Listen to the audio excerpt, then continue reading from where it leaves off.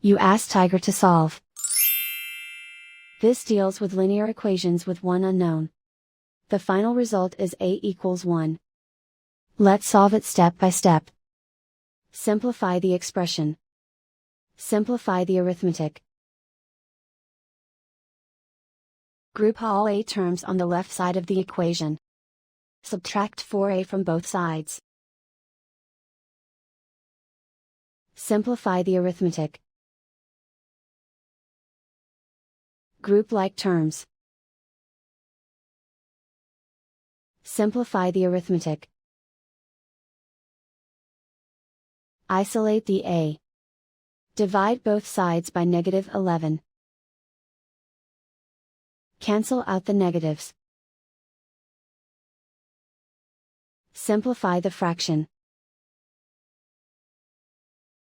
Cancel out the negatives.